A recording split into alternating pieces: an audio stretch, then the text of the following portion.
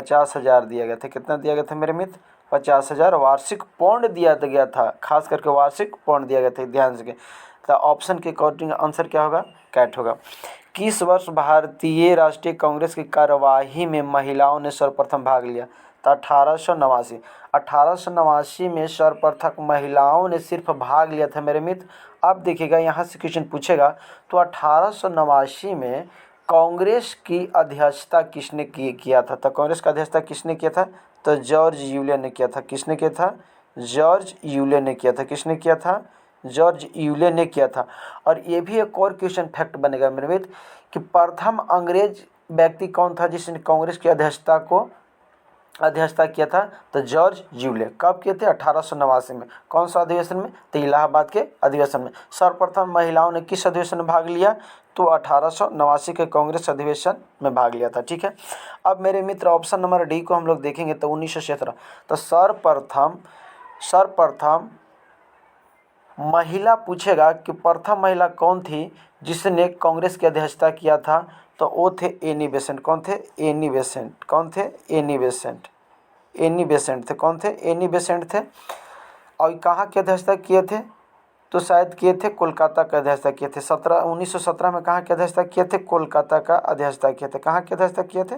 कोलकाता का अध्यक्षता किए थे। कहाँ की अध्यक्षता किए थे मेरे मित्र? कोलकाता की अध्यक्षता किए थे। ठीक है। 1885 में हम लोग आते हैं तो सर्वप्रथम कांग्रेस का स्थापना हुआ था 1885 में। प्रथम अधिवेशन की अध्यक्षता बैमोस चंद्र बनर्जी ने किया था। प्रथम अधिवेशन मुंबई महाराष्ट्र में किया गया था। ठीक है मेरे मित्र। आगे क्वेश्चन चलते हैं। क्वेश्चन नंबर 3 में निम्नलिखित में से कौन सा भारतीय इतिहास में घटनाओं को सही कालक्रम को इंगित करता है? तो कालक्रम को इंगित करता है तो मेरे मित्र देखिएगा, पार्लियामेंट सुधार अधिनियम 1909, जालियांवाला बाग हत्याकांड 1919। ठीक है। गांधी इरविन समझौता 1931। तो ऑप्शन के अकॉर्डिंग से ऑप्शन नंबर क्या हम लोग मारेंगे? Cat. Option number cat. 4 number question देखते हैं मेरे। तो भारत छोड़ो प्रस्ताव निम्नलिखित में से किसने अनुशंसा किया, किसने प्रस्ताव किया? तो ए था जवाहरलाल नेहरू। अब हो जाएगा इस प्रस्ताव को किसने समर्थन किया था? समर्थन पूछेगा मेरे मित्र। समर्थन तो सरदार वल्लभ भाई पटेल ने किया था। समर्थन किसने किया था? सरदार वल्लभ पटेल। अब पूछेगा कि भारत छोड़ो जो प्रस्ताव है किसके सहयोग से तैयार किया गया था? महात्मा गांधी जी किसके सहयोग से तैयार किए थे? तो सहयोग लगा देगा मेरे मित्र महात्मा गांधी जी के द्वारा। तो अबुल कलाम आज़ाद और जवाहरलाल नेहरू ने दोनों के सहयोग से महात्मा गांधी ने किए थे। चलिए आगे चलते हैं मेरे मित्र। आगे क्वेश्चन है कि किस स्वतंत्रता सेनानी ने लाठी और अखाड़ा क्लब की स्थापना किया था? तो कौन अखाड़ा शब्द का स्थापना किया था? तो बाल गंगाधर तिलक किए थे। बाल गंगाधर तिलक ने भी सर्वप्रथम गणपति उत्सव और शिवाजी उत्सव स्टार्ट किए थे। सचिन राज सल्यान ने बंदी जीवन पत्रिका लिखा था। सचिन सल्यान ने बंदी जीवन, कौन सा जीवन? बंदी जीवन पत्रिका लिखे थे। बंदी जीवन पत्रिका लिखे थे सचिंद्रनाथ सल्यान ने। ठीक है। चंद्रशेखर आज़ाद के बारे में जान ही जाते हैं। 1928 ईस्वी में इनके नेतृत्व में हिंदुस्तान सोशलिस्ट रिपब्लिक एसोसिएशन की स्थापना किया गया था। कब? 1928 में। कब? 1928 में। ठीक है। सूरसेन को सबको जानता है, मास्टर दा के नाम से जानते हैं। मास्टर दा के नाम से किसे जानते हैं? सूरसेन को किस नाम से जानते हैं? मास्टर दा के नाम से जानते हैं। चलिए 6 नंबर क्वेश्चन है। 1942 में भारत छोड़ो आंदोलन के दौरान शहीद हुई किस महिला को बूढ़ी गांधी के नाम से जाना जाता है? बूढ़ी गांधी के नाम से जाना जाता है मतगिनी हजरा को हम लोग जानते हैं। कैप्टन लक्ष्मी सहगल के बारे में हम लोग जानते हैं मेरे मित्र। तो सुभाष चंद्र बोस के जो द्वारा 3 ब्रिगेड तैयार किया गया था उनमें से महिला ब्रिगेड जो चौथा था झांसी की ब्रिगेड था, उसका नेतृत्व किसने किया था? तो कैप्टन लक्ष्मी सहगल। झांसी ब्रिगेड को किसने नेतृत्व किया था? तो कैप्टन लक्ष्मी सहगल। उषा मेहता के बारे में सबको जानते हैं। भारत छोड़ो आंदोलन के दौरान में गुप्त रेडियो के द्वारा क्या किया गया था? संचालन किया करते थे आंदोलन को। आगे क्वेश्चन हम लोग देखेंगे मैथ 7 नंबर। दीन बंधु सार्वजनिक सभा की स्थापना किसके द्वारा किया गया था? तो ज्योतिबा फूले के द्वारा किया गया था। किसके द्वारा मेरे मित्र किया गया था? ज्योतिबा फूले के द्वारा। चलिए, प्रारूप समिति की अध्यक्षता किसने किया था? प्रारूप समिति का अध्यक्षता किसने किया था? तब B.R. अम्बेडकर साहब किए थे। अब पूछेगा कि 1905 के वाराणसी का अधिवेशन का अध्यक्षता किसने किया था? वाराणसी का अधिवेशन का अध्यक्षता किसने किया था? तो गोपाल कृष्ण गोखले किए थे। गोपाल कृष्ण 1905 के वाराणसी का अधिवेशन का अध्यक्षता किसने किया था? तो गोपाल कृष्ण गोखले। और गोपाल कृष्ण गोखले ने 1905 में ही सर्वेंट्स ऑफ इंडिया सोसाइटी का स्थापना किए थे। सर्वेंट्स ऑफ इंडिया सोसाइटी की स्थापना किए थे। Question 8 number. सैयद वंश के सुल्तानों का शाही कालक्रम दिखाना है मेरे मित्र। तक सैयद वंश के संस्थापक में हो जाएगा खिज्र खां। खिज्र के खां के बाद उसका उत्तराधिकारी आया मुबारक शाह। मुबारक शाह के बाद आया मोहम्मद शाह। अब मोहम्मद शाह के बाद सैयद वंश के सबसे अंतिम शासक पूछेगा तो अलाउद्दीन अहमद शाह। अलाउद्दीन अहमद शाह। तो ऑप्शन हो जाएगा 1 3 2 4 1 3 2 4 1 3 2 4। चलिए हम लोग आगे क्वेश्चन देखते हैं मेरे मित्र। आगे क्वेश्चन है 9 नंबर। आगे क्वेश्चन है रुद्रमा के संदर्भ में निम्नलिखित कथनों में से विचार कीजिए और उनके बारे में कथन को सही बताइए। तो रानी रुद्रमा देवी वारंगल के काकतीय वंश की चौथी महिला स्वतंत्र शासिका थी। बिल्कुल सही है मेरे मित्र। वह दक्षिण तमिलनाडु के पांड्य, उड़ीसा के पूर्वी गंग शासकों और देवगिरी के उस सेना को पराजित किया था। बिल्कुल गलत है। तो इसमें सही कौन हो जाएगा मेरे मित्र? ऑप्शन नंबर 1 सही होगा। ऑप्शन नंबर 1 सही होगा। ठीक है, आगे चलते हैं मेरे मित्र। 10 नंबर क्वेश्चन। मध्ययुगीन भारत के संदर्भ में सराइस क्या था? सराइस क्या था? तो सराइस मेरे मित्र था एक स्थान जिसका उद्देश्य भारतीय और विदेशी यात्रियों, तीर्थयात्रियों, व्यापारियों आदि को अस्थायी आवास प्रदान करना होता था। ठीक है, चलिए मेरे मित्र 11 नंबर क्वेश्चन है।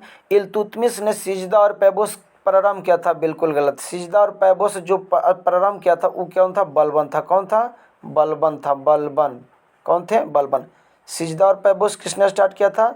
तो बलबन किया था। सिजदा और पैबोस कौन किया था? तो बलबन किया था। सिजदा और पैबोस किसने स्टार्ट किया था? बलबन किया था। ठीक है, आगे है बलबन ने चांदी का टाका और तांबा का जीतल स्टार्ट किया था। नहीं, यह मेरे मित्र जो स्टार्ट किया था इल्तुतमिश किया था। किसने किया था? इल्तुतमिश ने किया था। ठीक है, तो ऑप्शन नंबर 1 सही है और नहीं ऑप्शन नंबर 2 सही। ऑप्शन नंबर डॉग हो जाएगा। ठीक है, अब मेरे मित्र है गुप्तकालीन प्रशासन का विभाजन का सही कलम। तो गुप्तकालीन प्रशासन के विभाजन में देखिएगा तो पहला है भुक्ति, उसके बाद है विषय, उसके बाद है वीथि, उसके बाद है ग्राम। तो ऑप्शन नंबर 1 आंसर सही है। चलिए मेरे मित्र, चलिए आज का जो 13 नंबर क्वेश्चन है, बताइएगा मेरे मित्र कौन सा मंदिर वास्तुकला की वेसर शैली का उदाहरण है? तो होयसल का मंदिर है जो वेसर का उदाहरण। अच्छा मेरे मित्र, हाल ही में राम मंदिर का उद्घाटन हुआ, बन भी गया। तो बताइए मेरे मित्र कि राम मंदिर जो बना है कौन सा शैली में बना है? तो नागर शैली में बना है। नागर शैली में बना है राम मंदिर। ठीक है, कंदरिया महादेव कहाँ है? तो कंदरिया महादेव महाराष्ट्र में स्थित मंदिर है। कंदरिया महादेव कहाँ है? तो महाराष्ट्र में नहीं सर मेरे मित्र, एमपी में। कंदरिया महादेव कहाँ है? तो एमपी में है। चलिए सॉरी, माफ़ कीजिएगा। चलिए अगला क्वेश्चन हम लोग देखते हैं। प्राचीन भारत के इतिहास में भवभूति, हस्तमल, सोमेश्वर क्या थे? तो एक प्रकार के क्या थे? ये सब नाटक लिखने का काम करते हैं, नाटककार थे। क्वेश्चन नंबर 15 के बारे में देखते हैं। भारतीय संविधान के प्रस्तावना में निम्नलिखित में से कौन सा क्रम सही जो भी प्रस्तावना में शब्द संकलित किया गया है मेरे मित्र, तो वो कौन था? तो देखिएगा सर्वभूत संपन्न समाजवादी पंथ निरपेक्ष लोकतंत्र। ऑप्शन नंबर बोल है इसको देखिएगा, सर्वभूत संपन्न समाजवादी पंथ निरपेक्ष लोकतांत्रिक सरकार। तो ऑप्शन नंबर बोल आंसर सही है। चलिए क्वेश्चन नंबर 16 देखेंगे मेरे। क्वेश्चन नंबर 16 देखेंगे।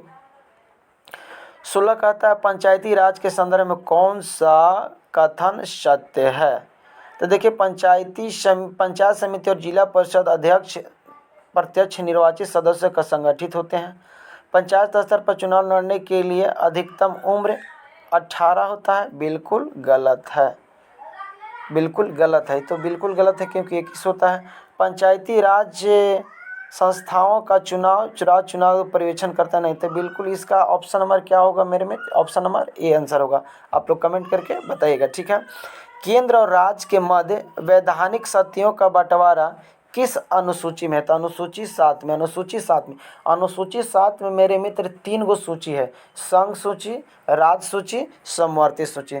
संघ सूची, राज्य सूची और समवर्ती सूची। समवर्ती सूची देखिएगा, समवर्ती सूची, ठीक है, 3 गो सूची है। चलिए क्वेश्चन नंबर के 17 के बॉल नंबर ऑप्शन देखते हैं मेरे मित्र। तो अनुसूची 8 में 22 भाषाओं का उल्लेख है। कितने भाषाओं का उल्लेख है? 22 भाषाओं का उल्लेख है। 22 भाषाओं का उल्लेख कौन सा अनुसूची में है? 8वीं अनुसूची में, ठीक है। 6ठी अनुसूची में देखते हैं मेरे मित्र। तो 4 गो राज्य अमेमेत्री यानी असम, मेघालय, मिजोरम और त्रिपुरा राज्य के प्रशासन के बारे में बताया गया। 5वीं अनुसूची में है मेरे मित्र अनुसूचित क्षेत्र और अनुसूचित जनजाति के प्रशासन एवं उसके नियंत्रण के बारे में है मेरे मित्र, ठीक है। तो ऑप्शन नंबर 4 देख लें, ठीक है। मौलिक अधिकारों को लागू करने के लिए न्यायालय द्वारा जो जारी किया जाता है उसको क्या बोला जाता है? समादेश। और इसको अंग्रेजी में हम लोग बोलते हैं दोस्त रीट। क्या बोलते हैं? रीट बोलते हैं। क्या बोलते हैं? रीट बोलते हैं। तो यही सर्वोच्च न्यायालय के द्वारा जारी किया जाता है।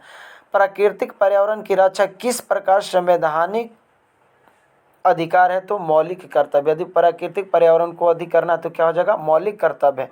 मौलिक अधिकार भाग क में है? तो भाग 3 में है। भाग 3 में है। नीति निर्देशक तत्व क में है? तो भाग 4 में है। भाग 4 में है, ठीक है। भारतीय ध्वज संहिता के प्रावधानों के अनुसार भारतीय निकाय मानकों को लागू करने के लिए निम्नलिखित निकाय कौन सा प्रभारी का काम करता है? तो भारतीय मानक ब्यूरो। भारतीय मानक ब्यूरो करता है।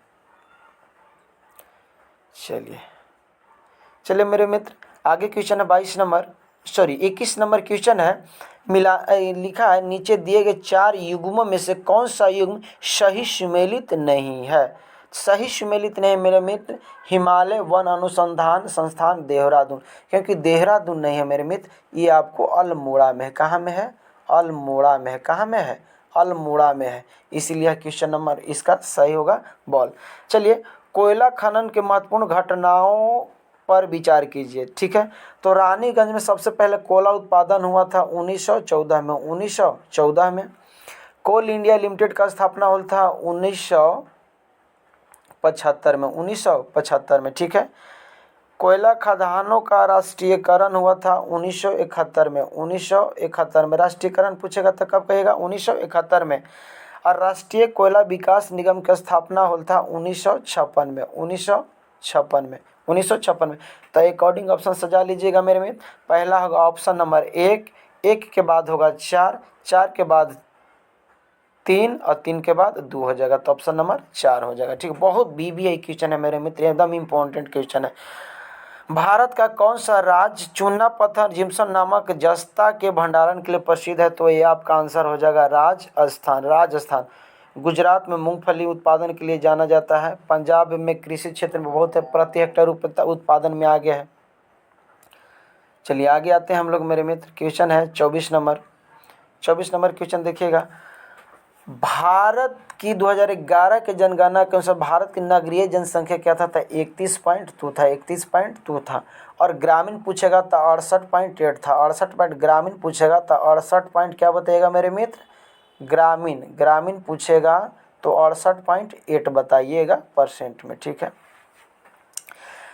नैनो टेक्नोलॉजी का जनक किसे कहता है? रिचर्ड फेनमैन को नैनो टेक्नोलॉजी का जनक किसे माना जाता है? रिचर्ड फेडमैन को माना जाता है। निम्नलिखित में से रॉकेट किस सिद्धांत पर कार्य करता है? तो रेखीय गति संरक्षण के सिद्धांत पे कार्य करता है, ठीक है। इको साउंडिंग का प्रयोग कहाँ करते हैं? समुद्र की गहराई नापने में। समुद्र की गहराई नापने में किसका प्रयोग करते हैं?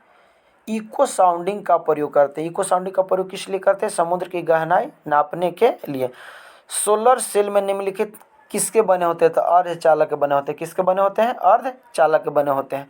29 नंबर क्वेश्चन, ऐसा वर्षा जिसमें सल्फ्यूरिक अम्ल और नाइट्रिक अम्ल के घटक शामिल होते हैं जिनका पीएच मान 4.5 से कम होता है, क्या कहलाता है? तो अम्ल वर्षा कहलाता है। क्या कहलाता है? अम्ल वर्षा कहलाता है। क्या कहलाता है? अम्ल वर्षा कहलाता है।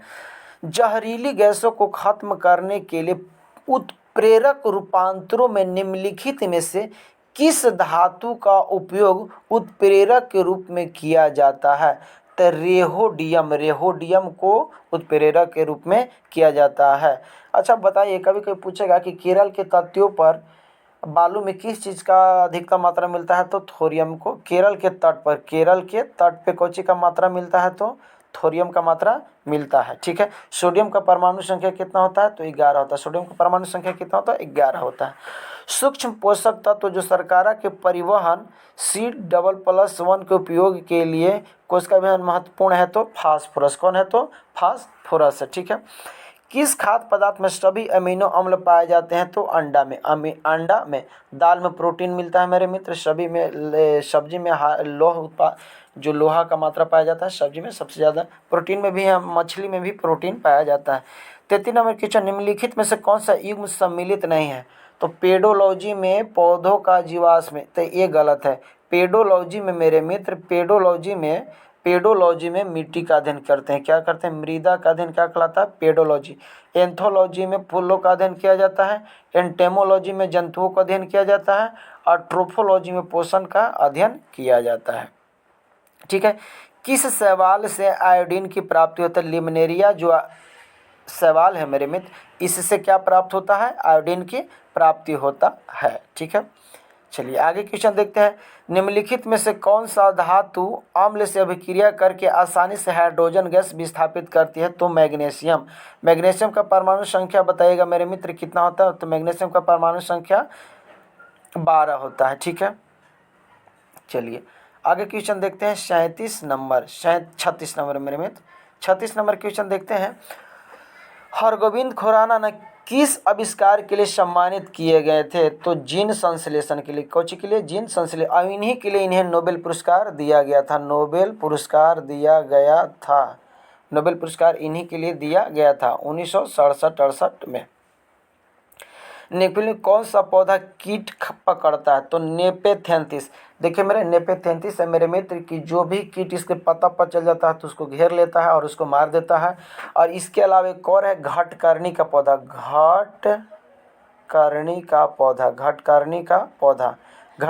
पौधा नेपेथेंस। ये सब क्या है? तो कीट को पकड़ने वाला पौधा है। ठीक है।